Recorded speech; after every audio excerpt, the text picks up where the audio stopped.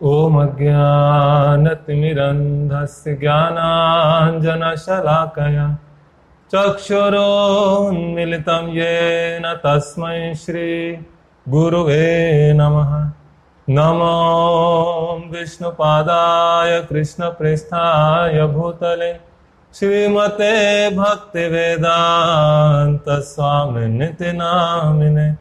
नमस्ते सरस्वती देव्यै गौरवाणी प्रचारिणे निर्विशेष शून्यवादी पाश्चात्य देशतारिणे। जय श्री कृष्ण चैतन्य प्रभु नित्यानंद श्री अद्वैत गदाधर श्रीवासादि गौर भक्तवृंद। हरे कृष्णा कृष्ण कृष्णा हरे हरे, हरे राम राम राम हरे हरे। हरे कृष्णा। तो हम सभी भक्तों का, उपस्थित भक्तों का स्वागत करेंगे जो प्रत्येक दिन अपना कीमती समय निकालकर इस भागवत कथा के श्रवण में आने का कष्ट कर रहे हैं। और काफ़ी मुश्किल होता है अपने दैनिक क्रियाकलापों से समय निकालकर शांत मन से बैठकर 1 घंटा भागवत श्रवण करना आसान नहीं है। लेकिन फिर भी जो भी भक्त ऐसा प्रयास करते हुए आगे बढ़ रहे हैं, हम उन सब का बहुत बहुत धन्यवाद देना चाहेंगे। तो कल एक बहुत ही शुभ दिवस है। कल बलराम जयंती है, बलराम जी का आविर्भाव दिवस है। तो हमने सोचा है कि आज और कल के कथा के सत्र में हम बलराम जी के ऊपर कुछ कथा करेंगे। तो श्रीमद् भागवत में ये वर्णन आता है कि जब वसुदेव और देवकी का विवाह समारोह संपन्न हुआ, उसके बाद उस दिन संध्या कालीन जब कंस उस देवकी और वसुदेव के रथ को हाँकते हुए स्वयं वसुदेव के महल की ओर लेकर जा रहे थे, तो उस समय रास्ते में आकाश से एक बहुत ही भयानक आकाशवाणी हुई। और यह आकाशवाणी में उस कंस से कहा गया कि कंस, कितने मूर्ख हो तुम अपनी बहन की इतनी अच्छी से देखभाल कर रहे हो, पर तुम जानते नहीं कि तुम्हारी इसी बहन के 8वें पुत्र तुम्हारी मृत्यु का कारण बनेगा। तो यह सुनकर वो इतना परेशान हो गया, इतना विचलित हो गया। देखिए, सामान्यतः देखा जाता है कि जब भी कोई अपने आप को ये भौतिक शरीर मानता है, जिसे कि देहात्म बुद्धि कहते हैं, या फिर आप मान लीजिए जैसे पशु बुद्धि, जो सोचता है कि मैं ये शरीर हूं, वास्तव में हम शरीर नहीं, हम आत्मा है। लेकिन यदि कोई अपने आप को ये भौतिक शरीर मानता है, तो इस भौतिक अस्तित्व के भीतर सभी बंधन और जो पीड़ाएं हैं जो हमें इस संसार में मिलती हैं, ये सारे बंधन इस शरीर के गलत पहचान के कारण जो बंधन बनते हैं, यही हमारे पीड़ाओं का मूल कारण होता है।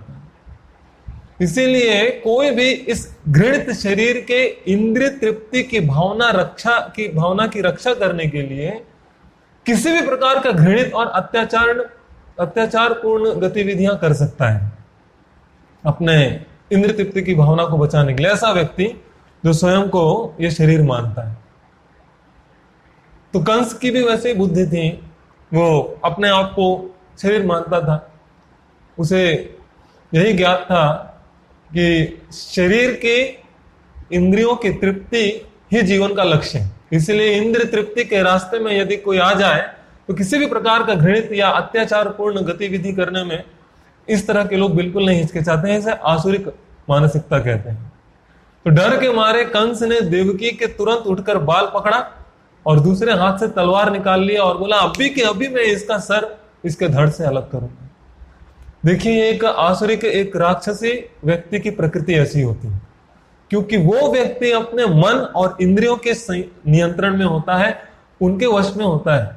इसलिए ऐसे व्यक्ति के ऊपर कभी भरोसा नहीं करना चाहिए जिसका स्वयं का इंद्रिय और उसका मन उसके वश में नहीं है। ऐसा व्यक्ति एक समय में तो आपको बहुत प्रेम दिखाएगा, जैसा कि अभी यहां पर कंस आपको दिखा रहा है। बहुत प्रेम दिखा रहा है।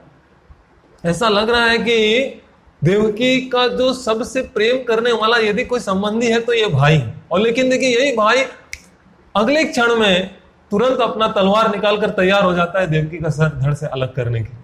इसलिए ऐसे व्यक्ति जिसका मन और नियंत्रण, मन और बुद्धि या मन और इंद्रियां उसके संयम में नहीं है, इसके ऊपर कभी विश्वास नहीं किया जा सकता। क्योंकि किसी भी क्षण, किसी भी पल जैसे ही उन्हें अपने इंद्रिय तृप्ति की भावना में कोई बाधा दिखेगी, वो तुरंत अपने पूरी भावनाओं को, विचारों को तुरंत बदल लेता है। भले ही आपके सामने वो आपके बहुत अच्छे दोस्त हों और बहुत सारी शुभकामनाएं देते हों, लेकिन यदि आपने उनके इंद्रिय तृप्ति में हस्तक्षेप किया तो तुरंत आपके खिलाफ भी हो जाएंगे और आपके सबसे बड़े दुश्मन हो जाएंगे, जैसा कि कंस के केस में आप देखते हैं। तो कंस प्यार करने वाले भाई की तरह काम कर रहा था।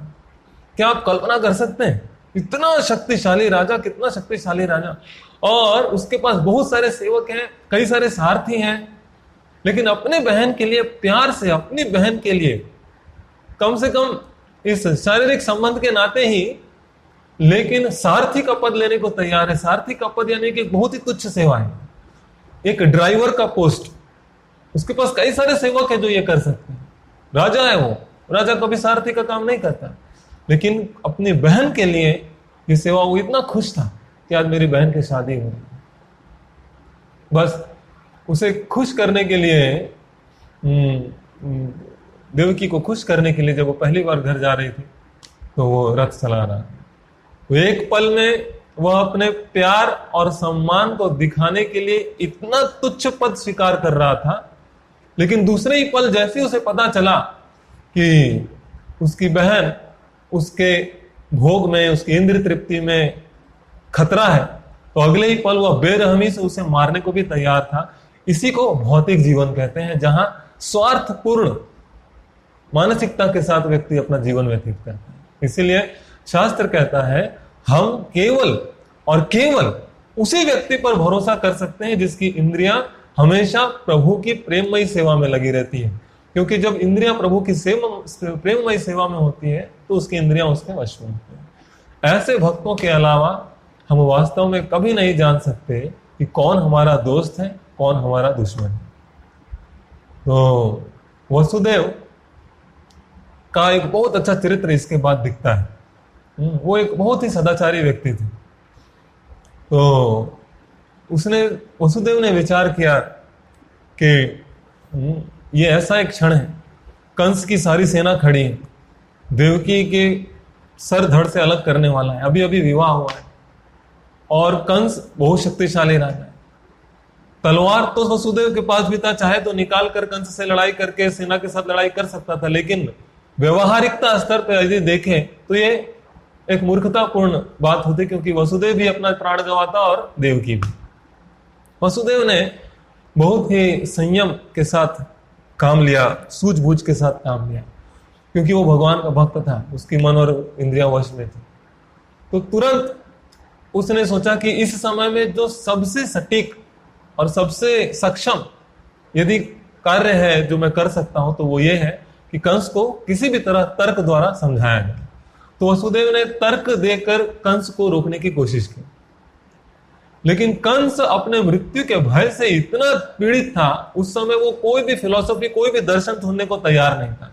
आप देखेंगे कई बार जब व्यक्ति बहुत विचलित होता है मानसिक रूप से, उसको अच्छे उपदेश कभी जमते नहीं, क्योंकि उसका ध्यान कहीं और है।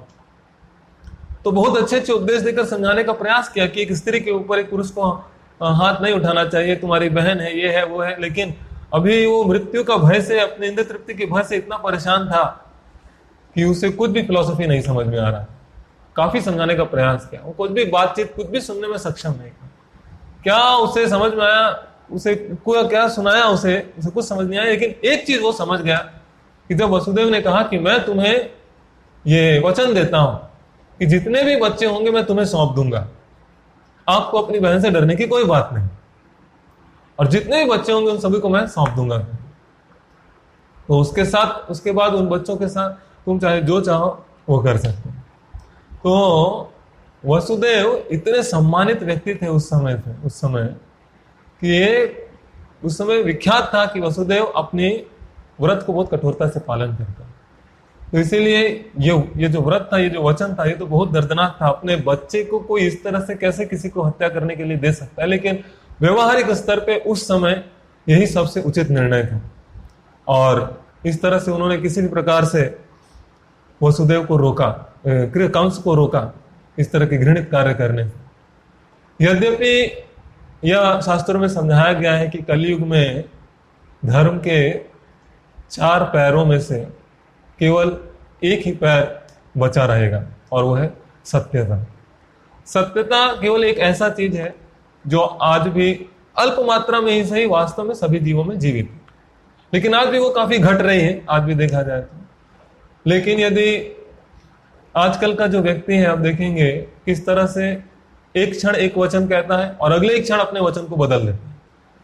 अपने शब्दों पर, अपने वचन पर कभी भी वो टिका हुआ नहीं रहता है। आपने सुना होगा, रघुकुल रीत सदा चली आई, प्राण जाए पर वचन न जाए।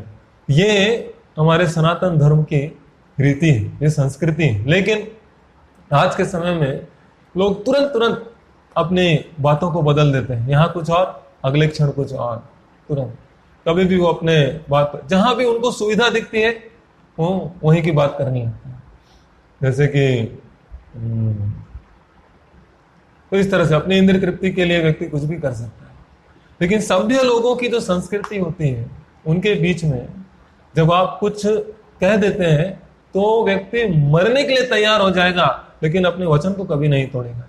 ऐसा माना जाता है कि मरना, आत्महत्या कर लेना फिर भी जस्टिफाइड है, उसे माना जा सकता है, लेकिन अपने वचन को तोड़ देना ये कभी नहीं माना जा सकता। खासकर मोबाइल के आ जाने के बाद तो ये असत्यता और भी बढ़ गई। किसी को फोन करिए, कहाँ हो भाई, निकले कि नहीं? हाँ हाँ, तो निकल गया, रास्ते में हूं, लेकिन अभी घर में ही बैठा है, अभी चप्पल पहन रहा है। कहाँ हो? ये सीढ़ी से उतर रहा हूं, लेकिन अभी दरवाजे से बाहर भी नहीं गए, क्योंकि दिखता नहीं है सामने वाला क्या कर रहा है। तो क्षण क्षण इतने असत्य वचनों को हम कहते हैं अपने आप को बचाने के लिए कि यह असत्यता एक प्रकृति बन जाती है। उसे लगता भी नहीं है कि मैं कुछ गलत कर रहा हूं। तो उसका जो कॉन्साइंस है, जो सोचने समझने की शक्ति है, विवेक, वो सारे वो मर जाते हैं बार बार छोटे मोटे इस असत्य को कहने के कारण। और फिर ऐसा व्यक्ति बड़ा असत्य कहने से भी नहीं कतराता है।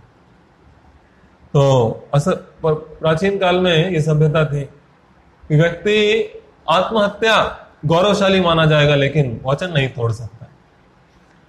तो आजकल ये जब तक भौतिक स्तर पे है तो चलो ठीक है, व्यक्ति ऐसे भी पाप कर्म कर रहा है, अधर्म कर रहा है, लेकिन ये आध्यात्मिक स्तर पे भी अगर आ जाए तो ये बहुत खतरनाक होता है। खासकर जब हम दीक्षा लेते हैं तो गुरु के चरणों में हम ये प्रतिज्ञा लेते हैं, ये वचन लेते हैं कि हम 4 नियम का पालन करेंगे और प्रत्येक दिन 16 माला का जप करेंगे अपनी माला में। और यदि किसी दिन किसी संकट के कारण, किसी समस्या के कारण यदि व्यक्ति ये सोच ले कि आज मैं इस व्रत को नहीं रखूंगा, आज मैं ये वचन का पालन नहीं करूंगा, तो उसी समय वो पतित हो जाता है। जैसे आज ही सुबह एक माता जी का हमें मैसेज आया कि प्रभु जी मेरा ब्लड प्रेशर कम हो गया है, बहुत चक्कर आ रहा है, तबीयत बहुत खराब लग रहा है, सुबह से प्रयास कर रही हूँ, माला नहीं हो रहा है, यदि आप आज्ञा देंगे तो क्या मैं लेटे लेटे बिस्तर पे माला कर सकती हूँ? तो हमने कहा बिल्कुल कर सकते हैं, लेकिन माला छोड़ देने का कोई प्रावधान नहीं, आप लेटे लेटे करिए, लेकिन माला 16 माला प्रत्येक दिन करना चाहिए, चाहे किसी भी अवस्था में हो व्यक्ति। तो ये एक व्रत लेने के बाद, एक वचन लेने के बाद व्यक्ति की दृढ़ता होनी चाहिए कि मैं इसे किसी भी हाल में पूरा करूंगा, अवश्य पूरा करूंगा। तो इस तरह से जब हम भक्तों के संग में रहते हैं तो इस प्रकार के सिद्धांत को पालन करने का हमें प्रेरणा मिलता रहता है। जैसे सभ्य व्यक्तियों के बीच में रहेंगे तो वहां पर आपको देखने को मिलेगा कि कितने वचन के प्रति प्रतिबद्ध होते हैं, लेकिन असभ्य व्यक्तियों के साथ रहेंगे तो देखेंगे वो हर समय वचन तोड़ रहे हैं, तो आपको भी अपना वचन तोड़ने में बिल्कुल भी हिचकिचाहट नहीं होगी। इसीलिए जैसा कि आपने देखा होगा कि जब पांडव द्रौपदी को लेकर आए, अर्जुन द्रौपदी को लेकर आए, उन्होंने केवल अपनी माँ से कहा देखो मैं क्या लाया, तो उनकी माँ कुंती ने कहा जो भी लाए हो आपस में बांट लो। बस एक शब्द ही कहा है उन्होंने, देखा जाए तो। लेकिन उनके इस वाक्य से एक बार जो उन्होंने कह दिया उसको पालन करना ही करना है, अन्यथा इसके अलावा केवल आत्महत्या ही उपाय है। तो देखिए फिर पांचों को द्रौपदी से विवाह करना पड़ा। कितने अपने वचन के प्रति प्रतिबद्ध होते हैं, जो जो बोल गया वो करना ही पड़ेगा। इसीलिए जितना जितना हमारी चेतना का विकास होता है, हमारे वचन के प्रति हमें सजग रहना चाहिए, सतर्क रहना चाहिए, हम क्या कह रहे हैं और क्या कर रहे हैं। चाणक्य पंडित भी कहते हैं मनस्य एकम वचस्य एकम कर्मण्येकम महात्मना कर्मण्यन्यत वचस्य अन्यत मनस्य अन्यत दुरात्मना।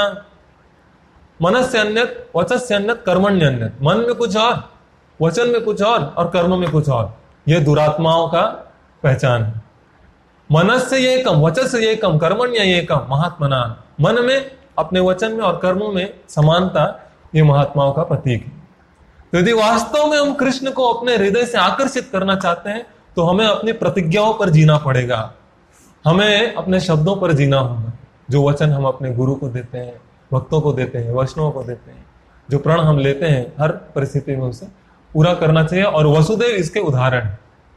उन्होंने एक बार वचन दिया कंस को और कितनी कठोरता के साथ उसका पालन किया। अपने स्वयं के पुत्र को कंस के अंदर, आप सोच कर देखिए, जब पहला बच्चा पैदा हुआ तो जब वसुदेव कंस के पास लेकर आए और उसने कहा कंस यह तुम्हारा है। अभी देखिए एक दूसरा सिद्धांत सीखने को मिलेगा आपको। कंस ने वहां पर कहा अरे मेरी दुश्मनी इससे थोड़ी, आकाशवाणी तो हुई थी कि 8वीं संतान, इसे रखो, तुम रखो, कोई बात नहीं। जैसे ही कंस वसुदेव खुशी खुशी वापस लेकर जा रहा था तो वसुदेव के दिमाग में, मन में यह विचार आ रहा था कि ये एक ऐसा व्यक्ति है जिसके बात पर भरोसा नहीं किया जा सकता। देखिए अगर हम और कोई और होए तो बच्चा लेके तुरंत भागेंगे, अरे छोड़ दिया कंस, कितने महान हो तुम, बहुत अच्छा किया तो इसे छोड़ दिया। लेकिन वसुदेव मन ही मन सोच रहा था ये आसुरिक व्यक्तियों से जो इंद्रिय भोग, इंद्रिय तृप्ति से इतना आसक्त है, जिसका मन और इंद्रिय वश में नहीं है, जो अपने आप को शरीर मानता है, उसके कहे पर कभी विश्वास नहीं किया जा सकता, क्योंकि कभी भी इसका निर्णय बदल सकता है। ये सोच ही रहा था कि फिर से कंस ने कुछ अपने संग के कारण गलत निर्णय लिया और तुरंत वसुदेव को बुलाया, नहीं, ये दे दो तुम मुझे, ये बच्चा छोड़ दो, नहीं रहना चाहिए कोई। तो इस पर जब वसुदेव तो कंस ने उसे बुलाया और इस तरह से वापस वो बच्चे को लिया और उसने उसके तुरंत बाद, वसुदेव से लेने के बाद बच्चे को तुरंत मार डाला और वापस वसुदेव और देवकी को कैद कर। तो उस जेल में लगातार 6 बच्चे हुए और हर एक को वसुदेव के आंखों के सामने, देवकी की आंखों के सामने क्रूरता पूर्वक कंस ने पत्थर पे पटक के उसके सर को चकनाचूर करते हुए खून से सने पूरे उस वातावरण में उसकी निर्मम हत्या करता था। जरा सोचिए एक माता और पिता पर क्या बीतता होगा। अब जरा सोच कर देखिए कैसी परिस्थिति में देवकी रह रही है। चलो पुरुष तो फिर भी थोड़ा हृदय से मजबूत होते हैं, लेकिन माताएं तो और भी ज्यादा भावुक होती हैं। किस तरह से रह रही होगी अपने प्रत्येक संतान को। एक संतान और 2 संतान की मृत्यु होने के बाद व्यक्ति तीसरा संतान भी पैदा करने के पहले हिचकिचाए, लेकिन केवल और केवल कृष्ण की सेवा करने की भावना से उन्होंने कहा है कि नहीं, 8वीं संतान में भगवान आने वाले।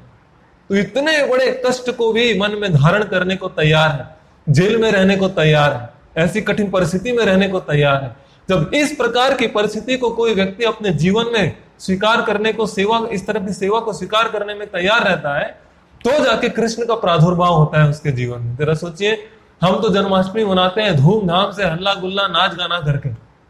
सबसे पहली जन्माष्टमी जो देवकी और वसुदेव ने बनाई, कैसा मनाया होगा उन्होंने, एक जेल में अंधकार के बीच में, और ऐसा कठोर और एक पूरा दुख से भरा हुआ हृदय के साथ उन्होंने जन्माष्टमी मनाया। हमको उस भावना में रहना है, दुखी भावना में नहीं रहना है, लेकिन इस प्रकार की सेवा के लिए प्रत्येक तत्पर रहने की भावना। किसी भी कठिन परिस्थिति से हम गुजरेंगे, लेकिन भगवान का नाम, भगवान की कथा श्रवण, भगवान का नाम का, भगवान का भागवत का अध्ययन, उनकी सेवा, ये किसी भी परिस्थिति में हमसे नहीं छूटनी चाहिए। ये हमें यहां से सीखना है वसुदेव से।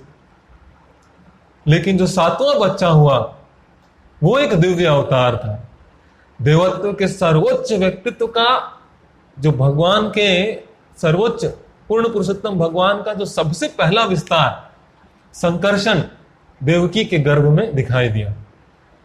जैसे ही ये संकर्षण बलराम जी देवकी के गर्भ में सातवें संतान के रूप में आए, तो देवकी का पूरा रूप, उसका हाव भाव, उसके चेहरे की कांति, उसका मिजाज, सब कुछ बदल गया।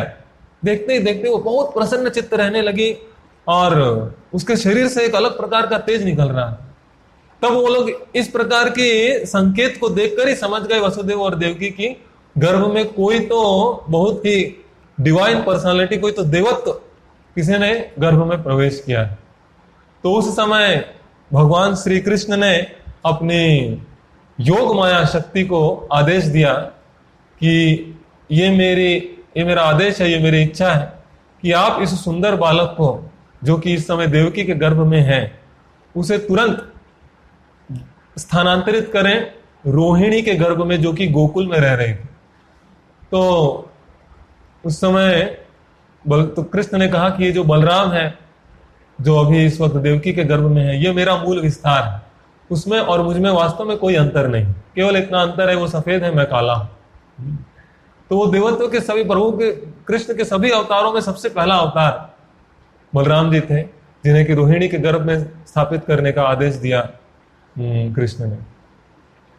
तो देखिए, वासुदेव की कई सारी पत्नियां थी, लेकिन उनमें से जो दो प्रमुख थी वो देवकी और रोहिणी थी।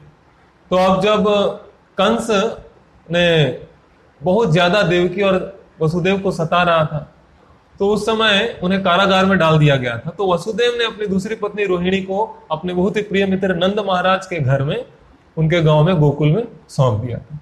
इसीलिए रोहिणी नंद और यशोदा के साथ गोकुल में रहती थी, ब्रजवासियों के संरक्षण में बहुत ही खुशहाल जीवन जी रही थी। इसीलिए उसके गर्भ में इस बच्चे को स्थानांतरित किया गया। तो ये श्रावण मास की पूर्णिमा की रात को इस सुंदर बालक का जन्म श्री बलराम जी के रूप में हुआ था। श्री बलराम जी की जय।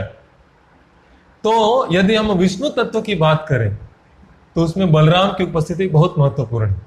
इसका वर्णन भागवत में, ब्रह्म संहिता में, चैतन्य चरितामृत में आता है कि कृष्णस्तु भगवान स्वयं, कि कृष्ण ही वास्तव में भगवान है, बाकी सब कृष्ण के सेवक हैं। गोविंदम आदि पुरुषम तम अहम भजामि। ब्रह्मा जी प्रार्थना कर रहे हैं कि ये जो गोविंद है यही आदि पुरुष है, यही सबसे पहले पुरुष है, यही मूल व्यक्ति है। बात तो इसीलिए हम उनकी भजन करते हैं, उनकी सेवा करते हैं। तो अब जब गोलोक वृंदावन की जो आध्यात्मिक जगत है, ये आध्यात्मिक जगत जहां पर कृष्ण रहते हैं और वहां पे पारलौकिक लीला का जो आनंद लेते हैं, वहां वह स्वयं को एक वैभव प्रकाश के रूप में बलराम जी के रूप में विस्तारित करते हैं भगवान कृष्ण। और ये बलराम जी कृष्ण के मूल सेवक हैं, सबसे प्रमुख सेवक हैं। वो स्वयं कृष्ण है और कृष्ण की ही सेवा करते हैं। और कैसे करते हैं कृष्ण की सेवा? तो बलराम जी कृष्ण की सेवा 5 रसों में करते हैं। 5 रस होते हैं जिसमें बलराम जी कृष्ण की सेवा करते हैं। बलराम जी अद्वितीय हैं, उनके समान कोई नहीं है, वो स्वयं कृष्ण है, उनके जैसा कोई दूसरा व्यक्ति नहीं। तो वो कृष्ण के साथ 5 रसों में अंतरंग रूप में भाग लेते हैं। सबसे पहला शांत रस के रूप में। शांत के रस के रूप में ये जो बलराम जी हैं, ये गोलोक वृंदावन को बनाने के लिए अपनी ऊर्जा के माध्यम से स्वयं को विस्तारित करते हैं। यानी कि ये जो गोलोक वृंदावन जहां पे कृष्ण राधा के साथ, गोपियों के साथ लीला करते हैं अपने भक्तों के साथ, ये गोलोक वृंदावन का निर्माण बलराम जी के विस्तारित रूप से होता है। गोलोक वृंदावन और कुछ नहीं, बलराम जी का एक विस्तारित रूप, अपनी शक्ति से वो इसका निर्माण करते हैं। तो गोलोक, इस तरह से ये शांत रस में उनकी सेवा कर रहे हैं। तो गोलोक की जो आध्यात्मिक जगत है वो बलराम जी की शक्ति का विस्तार है। तो एक ऐसी भूमि, एक गोलोक वृंदावन एक ऐसी भूमि है जो भगवान को सबसे प्यारी है।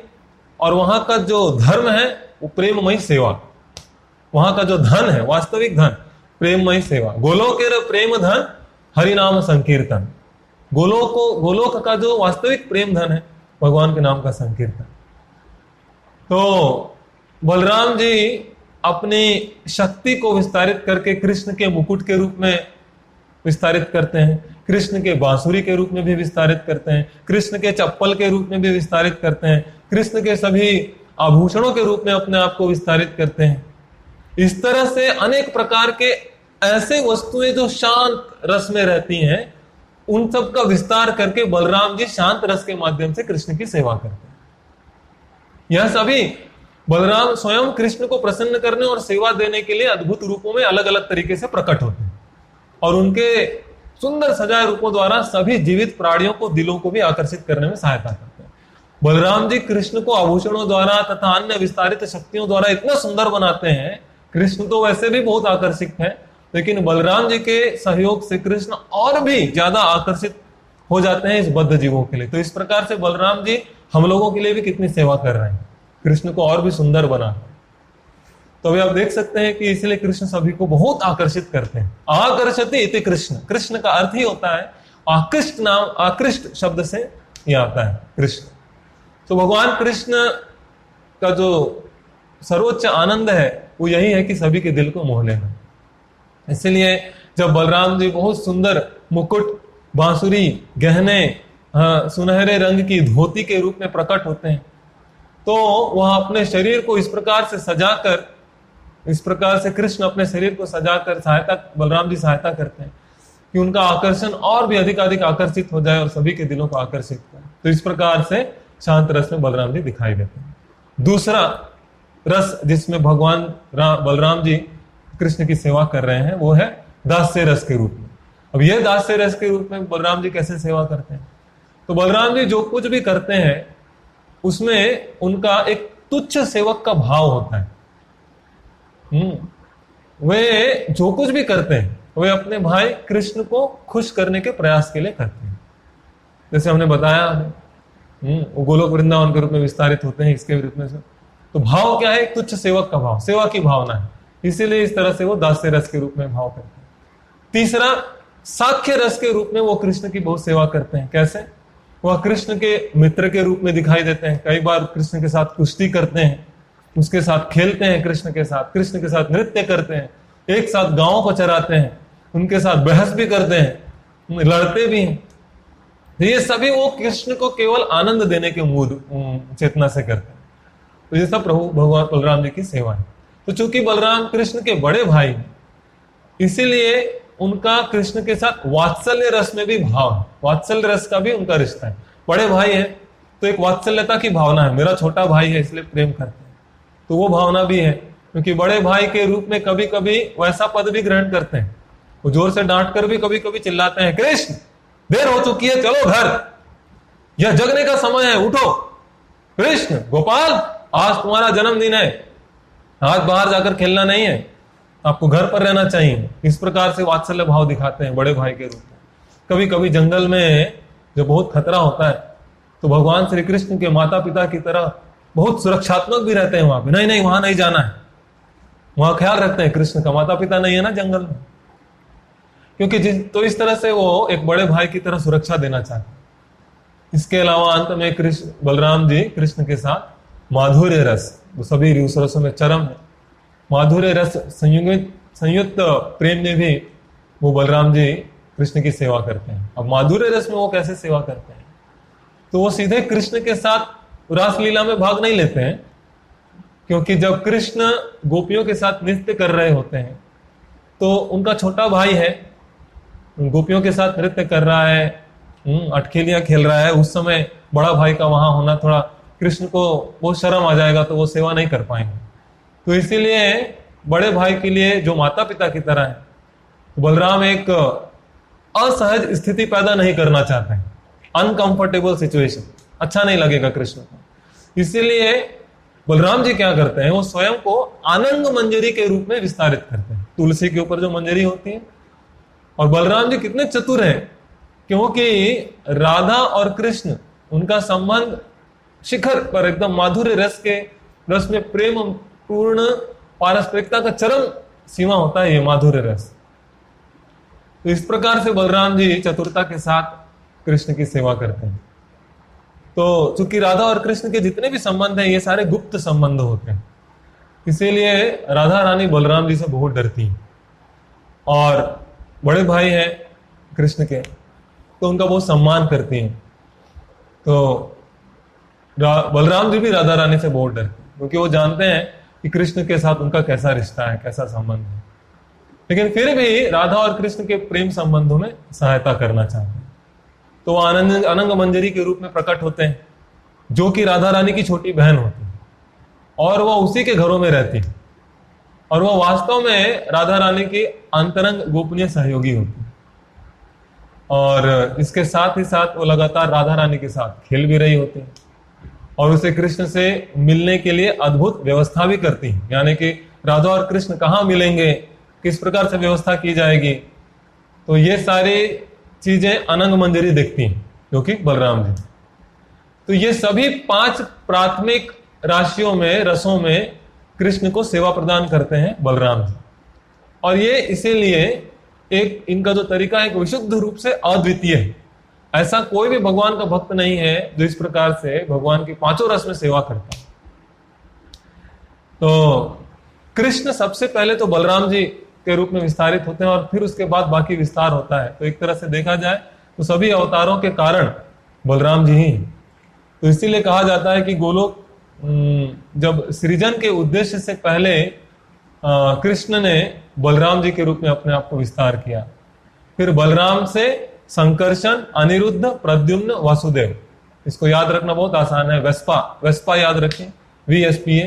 वसुदेव, संकर्षण, प्रद्युम्न, अनिरुद्ध। कृष्ण बलराम में विस्तारित होते हैं, बलराम जी कृष्ण संकर्षण, अनिरुद्ध, वासुदेव, प्रद्युम्न में विस्तारित होते हैं। तो इस चतुर्व्यूह से वैकुंठ के भगवान नारायण का विस्तार होता है, और उस विस्तार से द्वितीयक जो है प्रद्युम्न, अनिरुद्ध, वसुदेव और संकर्षण का विस्तार होता है। तो इसी से संकर्षण, ये जो प्रद्युम्न, अनिरुद्ध, वसुदेव और संकर्षण है, संकर्षण से विस्तारित होते हैं आदि शंकर, जो मूल भगवान शिव है। तो वास्तव में व्यवस्थित रूप से हम यह समझ सकते हैं कि वैष्णवा नाम यथाशम, वह शिव सबसे महान है, सभी वैष्णवों में सबसे श्रेष्ठ है। क्यों? क्योंकि उनके आध्यात्मिक गुरु, क्योंकि वे उनके आध्यात्मिक गुरु बलराम जी का ही विस्तारित रूप है, शिव जी। इसीलिए भगवान शिव बलराम जी को अपना गुरु मानते हैं। इसीलिए अपने गुरु भाव में, गुरु सेवा के भाव में, उनकी चेतना में रहने के लिए वो सब समय अपने शरीर पर सांप धारण करके रखते हैं। क्योंकि संकर्षण जो बलराम जी का विस्तारित रूप है, वो सर्प का एक रूप है, रूप में रहते हैं। तो इसीलिए सर्प धारण करते हैं शिव जी, ताकि वो अपने गुरु की चेतना में रहे। तो उनके आध्यात्मिक गुरु बलराम जी हैं। तो अब वही संकर्षण स्वयं को भी विस्तारित करते हैं करुणोदक्षय विष्णु और महाविष्णु के रूप में। तो महाविष्णु से सारे ब्रह्मांड महाविष्णु के शरीर से निकलते हैं। तो संकर्षण से करुणोदक्षय विष्णु, महाविष्णु निकलते हैं, और महाविष्णु से सारे ब्रह्मांड आते हैं, और फिर प्रत्येक ब्रह्मांड में गर्भोदक्षय विष्णु के रूप में प्रवेश करते हैं बलराम जी, और सभी जीवित प्राणियों के हृदय में क्षीरोदक्षय विष्णु के रूप में प्रवेश करते हैं। कई बार लोग पूछते हैं कि कृष्ण विष्णु से आए, विष्णु कृष्ण से आए। सबसे पहले तो उनसे यह पूछना चाहिए कितने प्रकार के विष्णु होते हैं, क्या इनको यह भी पता है? तो जब आप उनसे पूछेंगे तो उन्हें पता नहीं। तो 3 प्रकार के विष्णु हैं, महाविष्णु, करुणोदक्षय विष्णु और क्षीरोदक्षय विष्णु। तो महाविष्णु से सारे ब्रह्मांड उनके शरीर से निकलते हैं। प्रत्येक ब्रह्मांड में एक गर्भोदक्षय विष्णु जाते हैं, और उस ब्रह्मांड में रहने वाले प्रत्येक जीवों के हृदय में क्षीरोदक्षय विष्णु होते हैं। हृदय में परमात्मा के रूप में जो विष्णु है वो क्षीरोदक्षय विष्णु। और जैसे हमारा ये एक ब्रह्मांड है, इस ब्रह्मांड में जो एक विष्णु है वो गर्भोदक्षय विष्णु। और इस तरह के ब्रह्मांड अनंत प्रकार के ब्रह्मांड हैं। वो सारे ब्रह्मांड महाविष्णु के इस रोमकूप से निकलते हैं जब वो सांस छोड़ते हैं, और जब सांस लेते हैं तो प्रलय काल आता है प्रत्येक ब्रह्मांड में, और वो सब वापस विष्णु के शरीर में प्रवेश करते हैं। तो ये तीनों विष्णु बलराम जी के विस्तारित अवतार हैं। और फिर इस दुनिया में जितने भी अवतार आए हैं, मत्स्य अवतार, वराह अवतार, नरसिंह अवतार, वामन अवतार, रामा अवतार, ये सभी उस क्षीरोदक्षय विष्णु के ही अवतार हैं। तो इस तरह से हम समझ सकते हैं कि बलराम जी सभी अवतारों के स्रोत होते हैं। लेकिन इतने सब कुछ होने के बावजूद वो हमेशा सेवक भाव में रहते हैं। वो कभी भी उनका भाव हमेशा सेवा का होता है। इसीलिए बलराम जी को मूल आध्यात्मिक गुरु माना जाता है। जितने भी गुरु हुए, आध्यात्मिक गुरु हुए हैं, वो सारे गुरु अपनी शक्ति बलराम जी से थे। तो बलराम जी जो है वो मूल आध्यात्मिक गुरु है, वास्तविक रूप, आदि रूप में वो आध्यात्मिक गुरु। तो आप देखे होंगे कि कृष्ण सब समय अपने पास बांसुरी रखते हैं गोलोक वृंदावन, लेकिन आपने देखा हो कि बलराम जी हमेशा हल रखते हैं अपने साथ।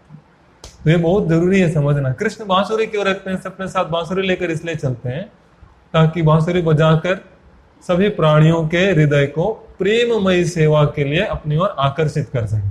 तो बलराम जी क्यों हल रखते हैं? बलराम जी इसलिए हल रखते हैं क्योंकि हल का क्या कार्य होता है? वह पृथ्वी को खोद कर साफ करते हैं हल के द्वारा। तो हमारा जो हृदय है वो पृथ्वी के समान इतना कठोर है, इस हृदय को खोद कर साफ करते हुए उसमें से काम, क्रोध, लोभ मोह हटाकर उसे एक ऐसा वातावरण तैयार कर देना जहां पर कृष्ण का आविर्भाव हो सके, यह कार्य होता है गुरु का। यह दिखाने के लिए बलराम जी हमेशा अपने साथ हल रखते हैं।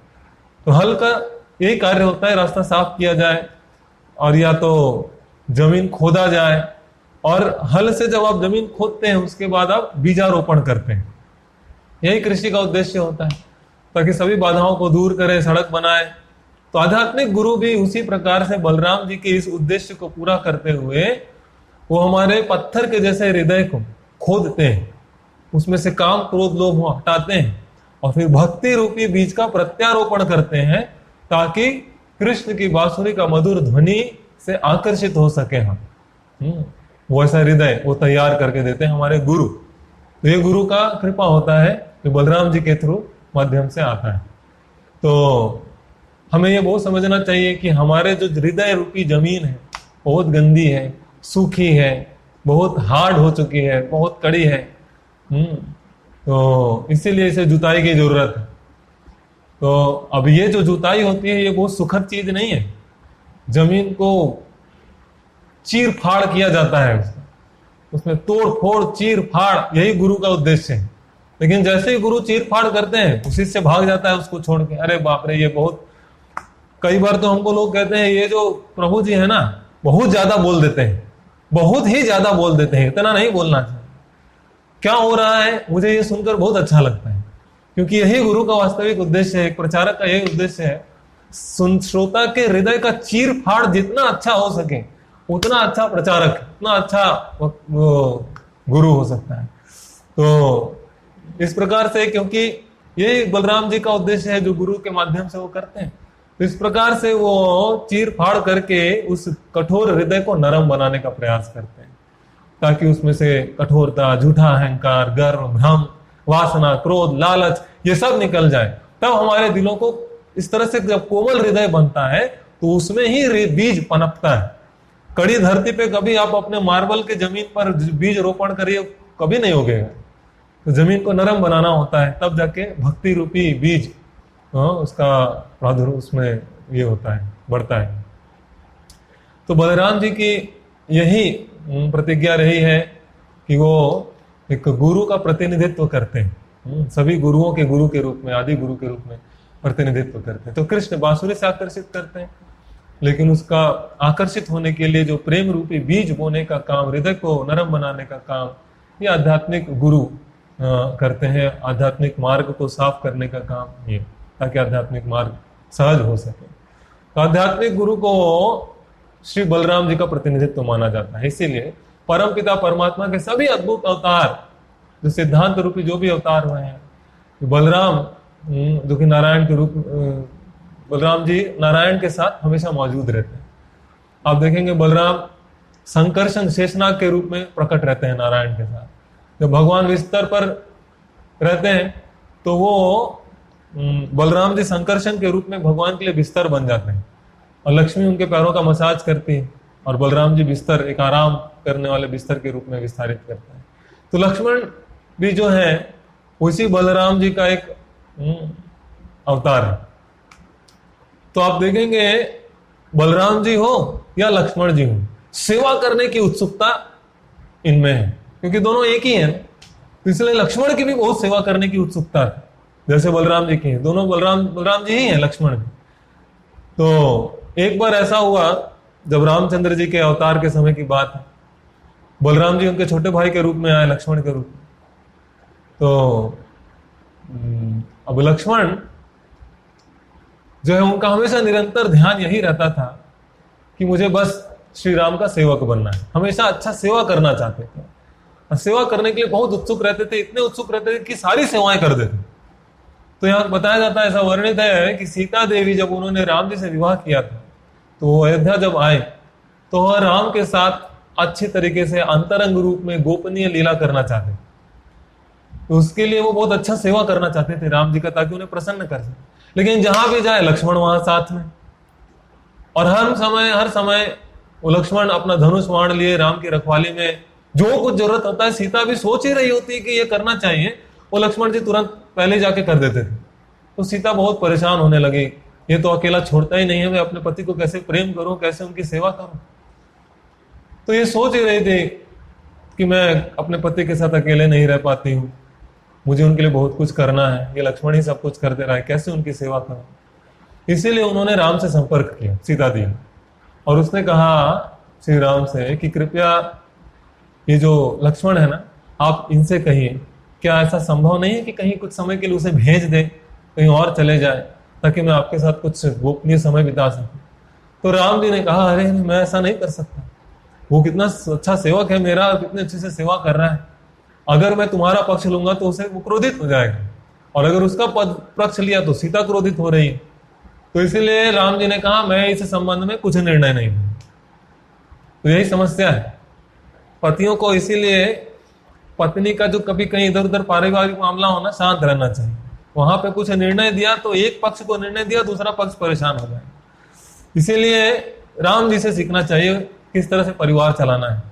तो राम जी ने तुरंत निर्णय लिया कि मैं इस पे कोई निर्णय ले लूंगा। इसीलिए इस मामले को सुलझाने के लिए हम लोग अपने गुरु जी के पास, वशिष्ठ मुनि के पास चलते हैं, वही निर्णय करेंगे। इस तरह से कई बार कुछ ऐसे निर्णय आप ले सकते हैं, फिर भी नहीं लेना चाहिए, वो हमारे हमेशा गुरु के द्वारा लेना चाहिए, वो गुरु का काम होता है।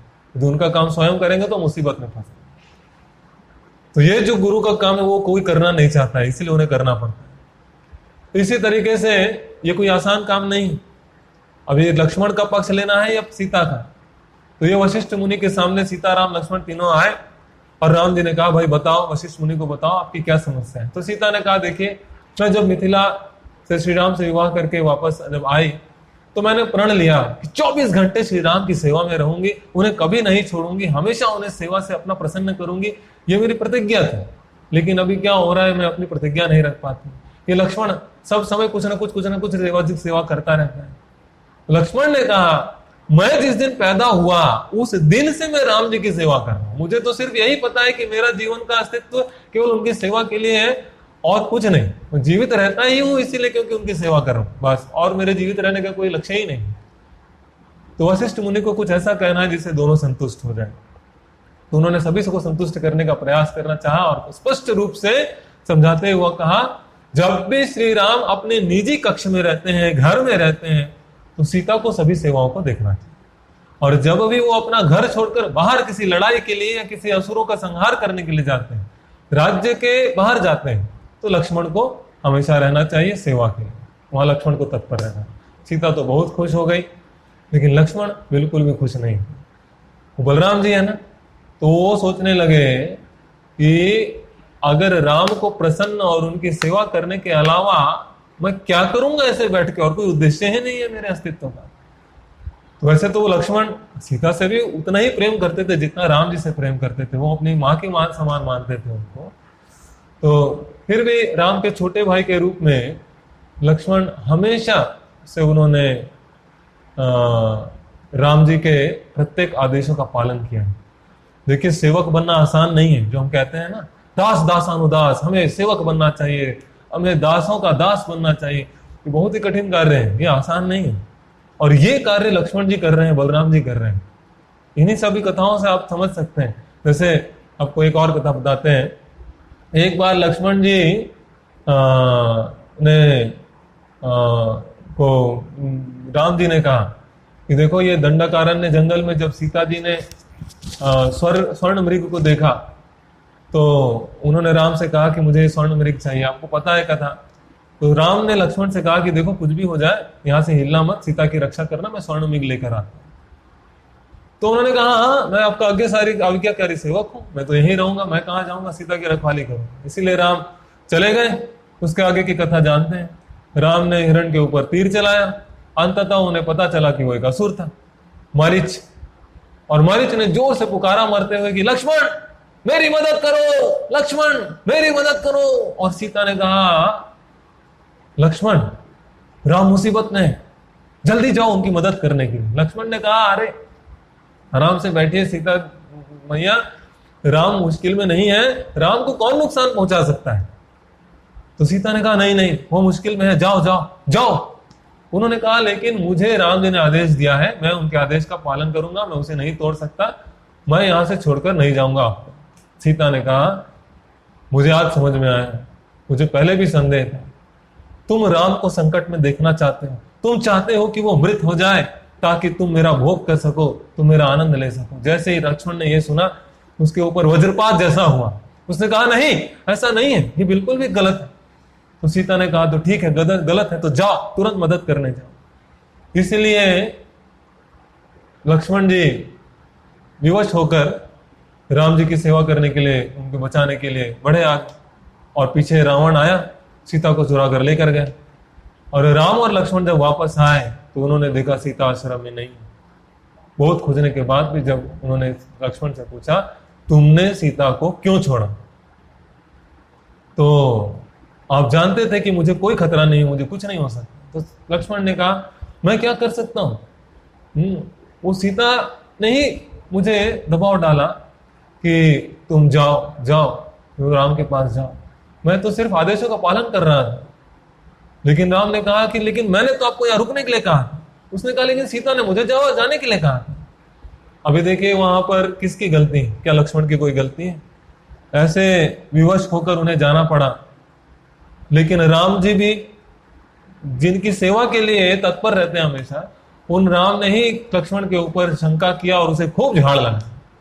देखिए बलराम जी भगवान है, वो भी संभाल नहीं पाते हैं कई बार परिस्थिति को। हमारे आश्रम में भी कई बार होता है, हमारे बच्चे ब्रह्मचारी जो होते हैं कई बार उन्हें एक प्रतिनिधि जो है, एक मैनेजर है, कुछ बोलता है चलो इस टेबल को उधर रख के आओ, तो टेबल अभी रखने ही जा रहा होता है, दूसरा आके कहता है इसको छोड़ो वहां झाड़ू लगा। अब पहला वाला आता है मैंने टेबल रखने के लिए कहा था, तुम झाड़ू क्यों लगा रहे हो, टेबल रखो। फिर दूसरा आता है अरे मैंने झाड़ू। अभी किसका सेवा करे किसका नहीं करे, दोनों का आदेश है। ऐसा ही कुछ समस्या हो गई। तो कई बार जब ऐसी समस्या आती है तो ये बच्चा बेचारा परेशान हो जाता है, फ्रस्ट्रेट हो जाता है और बहुत दुखी हो जाता है। इस कथा से समझना चाहिए कि अरे बलराम जी भी ऐसी परिस्थिति से गुजरना पड़ता है। इन सब परिस्थिति को नहीं नकारा जा सकता जीवन। हर बलराम जी के इस नक्शे कदम पर चलते हुए हमें हर परिस्थिति के प्रति कृतज्ञ रहना चाहिए। ये कृष्ण की बहुत कृपा होती है जब इस परिस्थिति में डालकर वो भक्तों को शुद्ध करते हैं। एक बार और ऐसा हुआ लक्ष्मण के साथ, उनके साथ हमेशा बहुत ऐसा लगेगा आपको जैसे अन्याय हो रहा हो। सीता ने जब रावण की सेना पूरी तरह से नष्ट हो गई तो उन्हें श्रीलंका से रामेश्वरम लाया जा रहा था। तो एक बहुत ही सुंदर रथ, एक पालकी थी, पालकी, उस पालकी में सीता जी को बिठाया गया और उसे लेकर आ रहे थे और वो राम जी के पास लेकर आ रहे थे। सोचिए कितने वर्ष तक वो एक दूसरे से अलग रहे हैं और अब सीता जी को लेकर आया जा रहा है राम जी से मिलाने के लिए। कितना उत्सुक होगा दोनों का हृदय एक दूसरे को देखने के लिए, मिलने के लिए, क्योंकि बहुत प्रेम करते थे आपस में। राम जी ने देखा कि सीता पालकी पर बैठकर आ रही है तो राम ने लक्ष्मण से कहा सीता से कहो कि वह पालकी पर नहीं होनी चाहिए, उसे पैदल चलकर आना चाहिए। लक्ष्मण सोचने लगा कि अरे वो साक्षात लक्ष्मी है, वो मेरी मां स्वरूप है, मैं उनसे कहूं कि नीचे पैदल चल के आइए, आप पालकी से उतर जाइए, ये कितना कठिन सेवा है, जरा सोचिए। नहीं चाहते हुए भी उन्होंने राम जी की ओर ध्यान से देखा, बोला सच में आप चाहते हैं मैं उसे ऐसा कहूं? राम ने कहा मैं कह रहा हूं उसे चलने के लिए कहो। तो लक्ष्मण जाते हैं और कहते हैं सीता देवी को कि आपको पालकी से उतर कर चलना हो। सीता कभी बुरा नहीं मानते थे, वो तुरंत उतर गई और वापस चलने लगे। लक्ष्मण के लिए लेकिन ये बहुत कष्टदायक था। इस प्रकार की सेवा लक्ष्मण को मिलती थी। सेवा करना आसान नहीं होता है, सेवक बनना, इससे समझिए। 1 साल के बाद एक दूसरे से मिल रहे हैं। इस सीता और राम के भव्य पुनर्मिलन की जरा कल्पना करिए। और राम क्या करते हैं ऐसी परिस्थिति में? जैसे ही सीता सामने आती है तो राम कहते हैं लक्ष्मण से, सामने खड़ी है सीता, लेकिन राम लक्ष्मण से कह रहे हैं कि मैं इस महिला को वापस नहीं ले सकता। वह एक अन्य व्यक्ति के साथ कई दिनों तक रहकर आ रही है। सीता ने जैसे ये सुना, अभी तक सीता ने यह सुना कि श्री राम सीता को प्राप्त करने के लिए कितना महासंग्राम युद्ध कर रहे हैं। उनका प्रेम राम जी के लिए और बढ़ रहा था। और सोचिए, जितना आशा बढ़ रही है कि अभी कितना प्रेम मिलेगा मुझे, उतना ही निराशा जब उन्हें यह सुनने को मिला कि राम कह रहे हैं ये किसी और महिला के साथ, एक और पुरुष के साथ रहकर आई है, इसलिए मैं इसे स्वीकार नहीं करूंगा। ये सुनते ही सीता फूट फूट कर रोने लगी।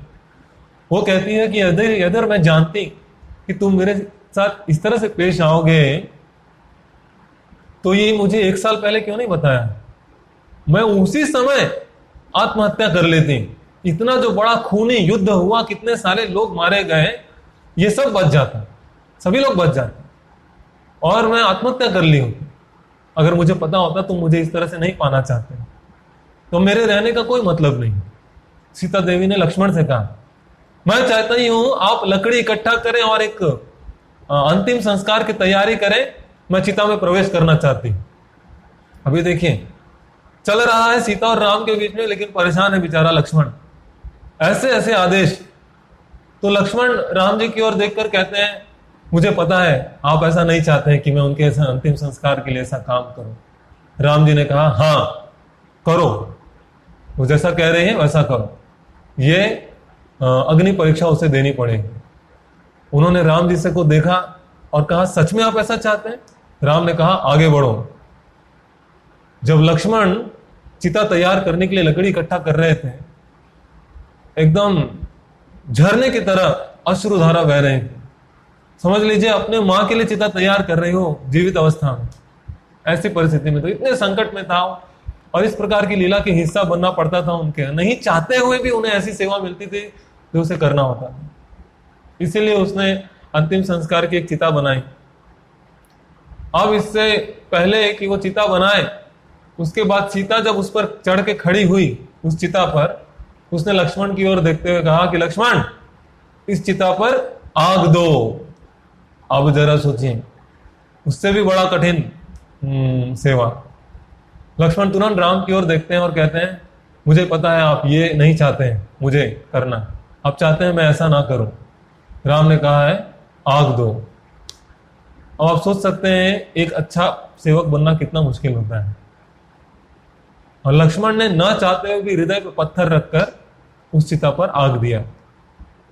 निश्चित रूप से आप जानते हैं कि उस अग्नि से सीता को कुछ भी नुकसान नहीं हुआ, और सीता ने अपनी शुद्धता का पहचान दिया, साबित किया। फिर वह आग से पवित्र साबित हुई, वापस आई, राम के द्वारा स्वीकार कर ली गई। लेकिन फिर से कुछ वर्षों के बाद अयोध्या में कुछ गांव के लोग जो गपशप कर रहे थे, तो वो एक धोबी था जो अपनी पत्नी को धुतकार रहा था कि क्या मैं राम हूं। उसकी पत्नी कहीं एक रात कहीं बाहर किसी समस्या के कारण कहीं और रुक गई थी। उसने कहा, क्या मैं राम हूं जो तुम किसी और के साथ रात भर रह के आई और मैं तुम्हें स्वीकार कर लूंगा? तो उसने अपनी पत्नी को घर में रहने की अनुमति नहीं दी, उसे निकाल दिया। और राम जी यह सुन रहे थे और वह सोचने लगे कि यदि मेरी जनता, यदि मेरी प्रजा राजा के ऊपर ही डाउट करने लगे, संदेह करने लगे, तो यह राज्य की गरिमा के लिए बिल्कुल भी गलत होगा, यह अच्छा नहीं होगा। इसलिए उन्होंने, राम जी ने फिर से लक्ष्मण को बुलाया, फिर से कठिन सेवा। उन्होंने लक्ष्मण से कहा कि मैं चाहता हूं आप सीता को कुछ मत बोलो, उसे अपने रथ पर बिठाओ और जंगल की ओर लेके जाओ और उसे निर्वासित कर दो। उसे कहो वाल्मीकि मुनि के आश्रम जा रहे हैं। उसे छुट्टी पर इस तरह से संतों के पास जाके सत्संग करने की बहुत इच्छा है सीता की। तो छुट्टी में हमेशा इस तरह से जंगलों में जा जाकर वो सत्संग करती थी, उसे बहुत पसंद है। तो उसे कहो छुट्टी में हम आपको लेकर चलेंगे इस तरह से, और उसे इस तरह से अपने रथ पर बिठाओ और लेकर जाओ। तो लक्ष्मण बीच में रोककर कहते हैं आप, मुझे ये करना है। तो देखिए कैसा सेवक था, उसका दिल टूट रहा है। और राम जी ने कहा हाँ, और उसे वहां पर आश्रम में ले जाने के बाद उसे कहो कि राम जी की सेवा स्वरूप मुझे आपको यहीं रखना होगा, मैं आपको नहीं लेकर जा सकता, और उसे वहीं छोड़कर चले आओ। अभी कैसी सेवा है, लक्ष्मण नहीं चाहते हुए भी चूंकि सेवा मिली है, तो उसने सीता को रथ पर बिठाया और वह लेकर चलने लगे। जैसे जैसे रथ आगे जा रहा है, राम जी लक्ष्मण जी के आंसू बहे जा रहे हैं, बहे जा रहे हैं। सीता ने उसकी ओर देखा, बोला लक्ष्मण क्या हो गया है, कुछ प्रॉब्लम है क्या, तुम इस तरह से रो क्यों रहे हो? अरे वाल्मीकि ऋषि के दर्शन के लिए जा रहे हैं, जंगल में अच्छी यात्रा कर रहे हैं, कितना सुखद अनुभव हो रहा है और तुम रो रहे हो।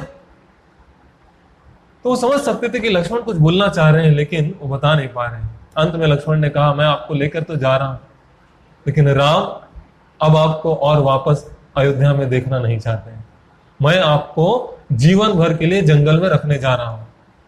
सीता भारी मन से आंखों से आंसू बहते हुए उसने कहा कि यदि यह मेरे भगवान राम की इच्छा है तो कोई बात नहीं, आप मुझे आश्रम में छोड़कर आएंगे।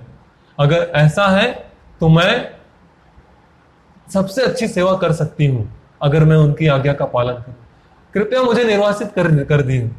और यही सीता देवी का प्यार है राम जी के लिए। जरा सोचिए कितने कैसा भाव है यहाँ पे भक्तों का, एक तरफ लक्ष्मण एक तरफ सीता, कितना प्रेम भरा भाव है। ये आध्यात्मिक जगत है, एक दूसरे के प्रति बलिदान, सेवा की भावना, इन सब से भरा होता है ये आध्यात्मिक जगत। ऐसी भावना, ऐसी चेतना, पूरी तरह से निस्वार्थ, स्वयं के जीवन के आराम को त्याग करके दूसरे के लिए जीवन जीना, दूसरे के प्रेम के लिए जीवन जीना, ये आध्यात्मिक जगत की चेतना है। इस प्रकार से घर का वातावरण, परिवार का वातावरण होना चाहिए। तो इस तरह से जितनी हम लीलाएं सुनते हैं उतना हमारा हृदय कोमल होता है और हम उतना इस प्रकार की भावनाओं से अपने आप को सुसज्जित करते हुए अपना जीवन भक्तिमय, प्रेममय बनाते हैं। तो जो बलराम जी की लीलाएं हैं उनमें से तो अभी आधा भी नहीं हुआ है, लेकिन समय हो गया है तो हमको ये कथा यहीं पे विराम देना होगा। लेकिन ये पहला भाग है, तो इसका अगला भाग आपको कल बलराम जयंती वाले दिन सुनने को मिलेगा। तो हम आपसे अनुरोध करते हैं कल अवश्य संध्या 6 बजे आकर आप इस कथा का आनंद लीजिए। बलराम जी की कृपा के बिना कृष्ण की कृपा नहीं मिलेगी। बलराम जी की कृपा से ही हम कृष्ण की सेवा करने हेतु अपना हृदय उस प्रकार बना सकते हैं। बलराम जी की कृपा से ही हमें सदगुरु का लाभ प्राप्त होता है, सत्संग प्राप्त होता है। तो ये बहुत ही अच्छा एक अवसर है, इसका लाभ उठाइए और ज्यादा से ज्यादा सत्संग करते हुए अपने हृदय को भक्तिमय, प्रेममय बनाएं। हरे कृष्णा। बलराम जयंती महामहोत्सव की जय। जगत गुरु शिल प्रभुपाद की जय। निताई गौर प्रेमानंदे। हरि हरि बोल।